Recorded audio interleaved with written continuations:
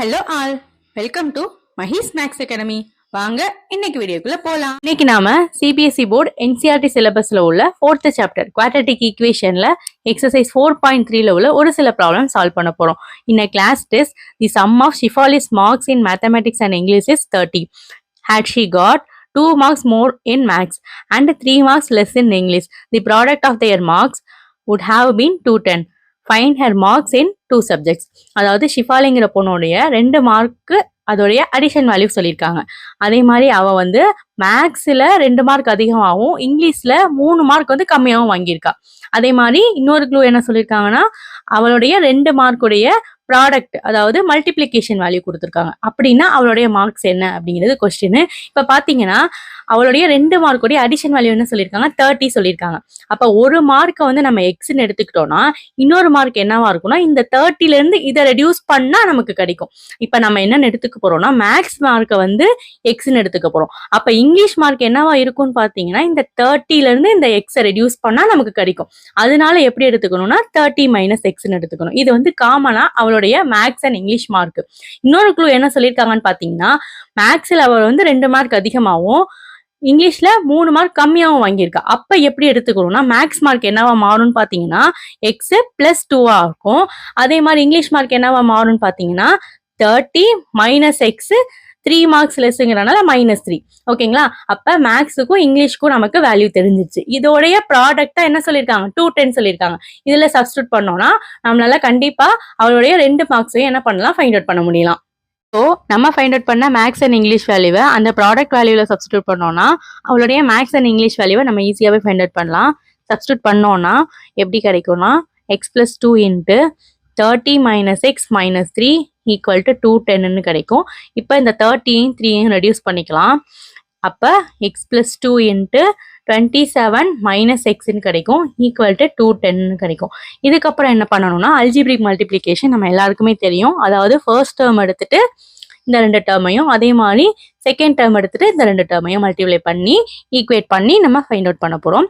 அப்படி மல்டிப்ளை பண்ணோம்னா 27x minus X square plus 54 minus 2x equal to 210 கிடைக்கும்.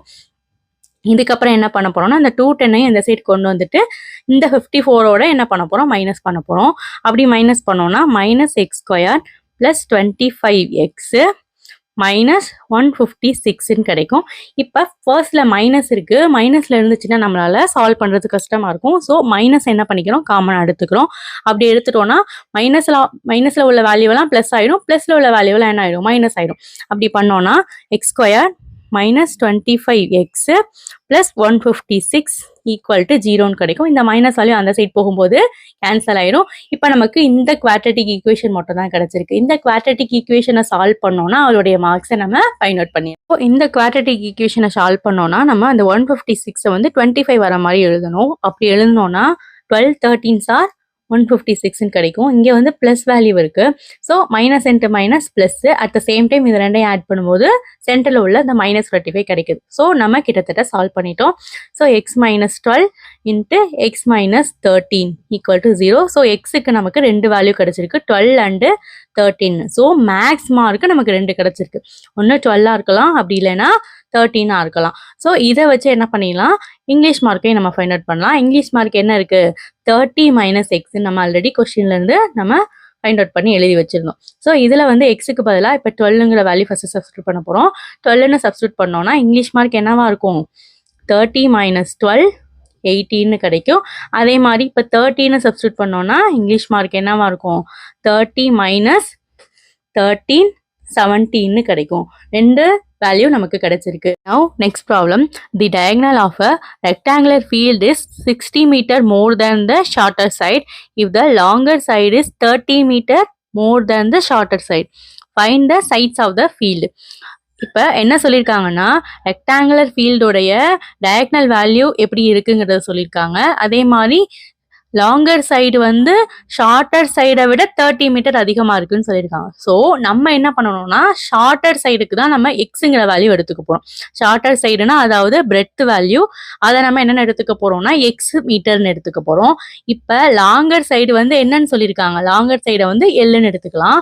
L value எப்படி இருக்கு, ஷார்ட்டர் சைடை விட 30 மீட்டர் அதிகமாக இருக்கு. ஸோ இந்த எக்ஸ் பிளஸ் ஒரு 30, ஓகேங்களா? அப்போ லென்த் அண்ட் பிரெத் வேல்யூ நம்ம எக்ஸாக்டா ஒரு வேல்யூ வந்து நோட் பண்ணி வச்சிருக்கோம். ஸோ இதோட என்ன சொல்லியிருக்காங்கன்னா டயகனல் வேல்யூ சொல்லியிருக்காங்க. டயகனல் வேல்யூ நமக்கு என்ன தெரியும்னு பார்த்தீங்கன்னா root of L square plus B ஸ்கொயர்னு தெரியும். அதாவது லென்த் அண்ட் பிரெத்தோடைய ஸ்கொயர். இதோட வேல்யூ என்ன சொல்லியிருக்காங்கன்னா ஷார்ட்டர் சைடை விட 60 மீட்டர் அதிகமா இருக்குன்னு சொல்லியிருக்காங்க இல்லையா? ஷார்ட்டர் சைடு என்னது நமக்கு இங்க எக்ஸ். ஸோ இதோட வேல்யூ எப்படி இருக்கு, எக்ஸ் பிளஸ் 60 மீட்டர் வந்து அதிகமா இருக்கு. ஸோ இந்த வேல்யூவை இந்த நம்ம கண்டுபிடிச்ச இந்த வேல்யூல இருந்து சப்ஸ்டியூட் பண்ணிட்டு ஈக்குவேட் டு கொஸ்டின்ல கொடுத்த அந்த எக்ஸ் பிளஸ் 60 ஈக்குவேட் பண்ணோம்னா நமக்கு ஒரு குவாட்ரேட்டிக் ஈக்குவேஷன் கிடைக்கும். அதை நம்ம சால்வ் பண்ணும்போது இந்த ரெக்டாங்குலர் ஃபீல்டோடைய லென்த் அண்ட் பிரெத் வேல்யூ நம்ம ஈஸியாவே ஃபைண்ட் அவுட் பண்ணலாம். ஸோ எல் அண்ட் பி வேல்யூவை இந்த ஈக்குவேஷனில் நம்ம சப்ஸ்டியூட் பண்ணோம்னா எப்படி கிடைக்கும்னா root of x plus 30 whole square plus x square equal to x plus 60. இப்போ என்ன பண்ணணும்னு பார்த்தீங்கன்னா ரூட் வேல்யூ இருந்தால் நம்மளால சால்வ் பண்ணுறது கஷ்டமாக இருக்கும். ஸோ ரெண்டு சைடுமே ஸ்கொயர் பண்ணிக்கிறோம்.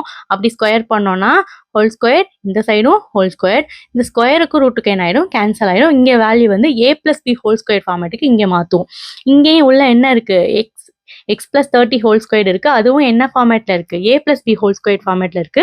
ஏ பிளஸ் பி ஹோல் ஸ்கொயருக்கு நமக்கு ஃபார்முலா தெரியும், A square plus B square plus 2ab. அந்த ஃபார்மேட்ல இந்த வேல்யூவும் இந்த வேல்யூவும் என்ன பண்ண போறோம், எக்ஸ்பேண்ட் பண்ணி எழுத போறோம்.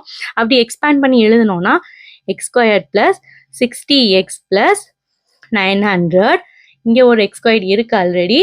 ஸோ பிளஸ் ஒரு x square equal to right hand சைடில் x square plus 120x plus 3600 இந்த மாதிரி கிடைக்கும் நமக்கு. இப்போ என்ன பண்ண போகிறோம், எல்லாத்தையும் சேம் சைடு கொண்டு வந்துட்டு என்னெல்லாம் சிம்பிளிஃபை பண்ண முடியுமோ மைனஸ் பண்ண முடியுமோ பண்ண போகிறோம்.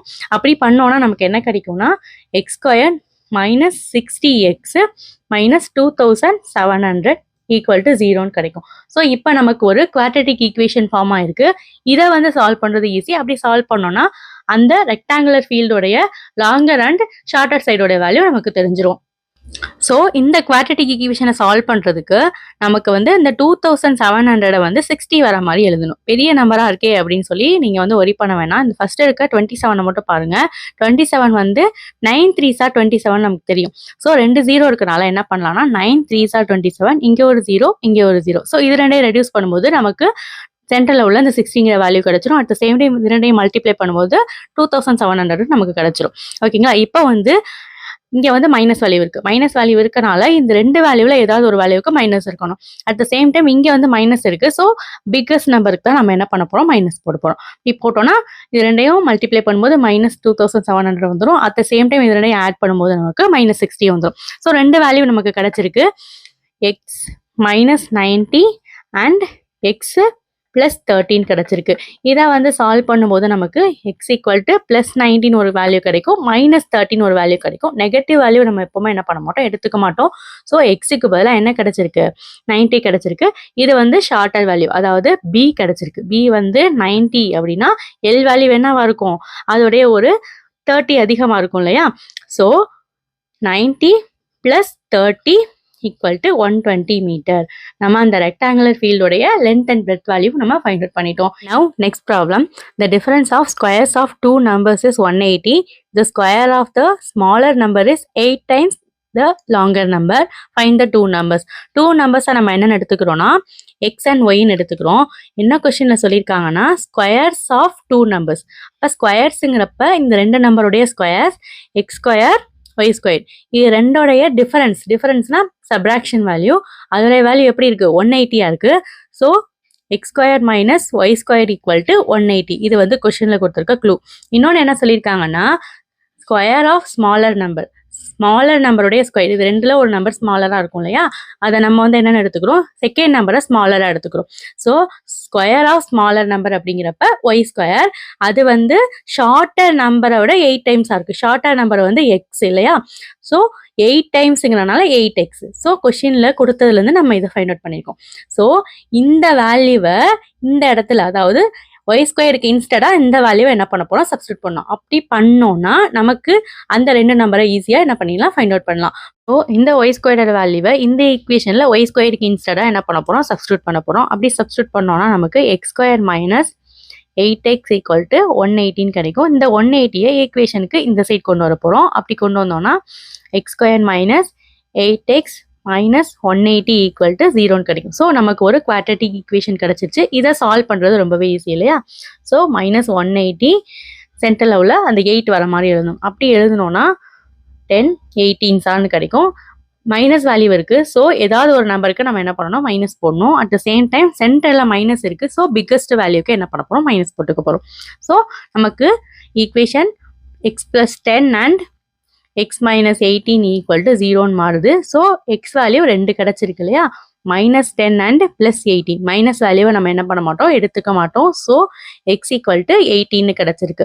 ஸோ எக்ஸ் வேல்யூ தெரிஞ்சிருச்சு. இன்னொரு ஒய் வேல்யூ கண்டுபிடிக்கிறதுக்கு நமக்கு இந்த ஈக்குவேஷனில் சப்ஸ்டியூட் பண்ணால் நமக்கு கிடச்சிரும்.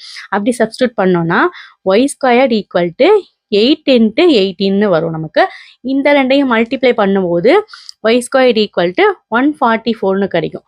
144 எப்படி எழுதலாம்னு பார்த்தீங்கன்னா 12 12s are 144ன்னு எழுதலாம். ஸோ 12 ஸ்கொயர் அதை எழுதலாம்.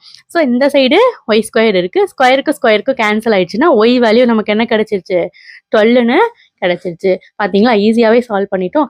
இது போல் மேலும் வீடியோக்களை பார்க்குறதுக்கு சேனலை மறக்காமல் சப்ஸ்கிரைப் பண்ணுங்கள். ஃப்ரெண்ட்ஸ் அண்ட் ஃபேமிலி கூட ஷேர் பண்ணுங்கள். தேங்க்ஸ் ஃபார் வாட்சிங்.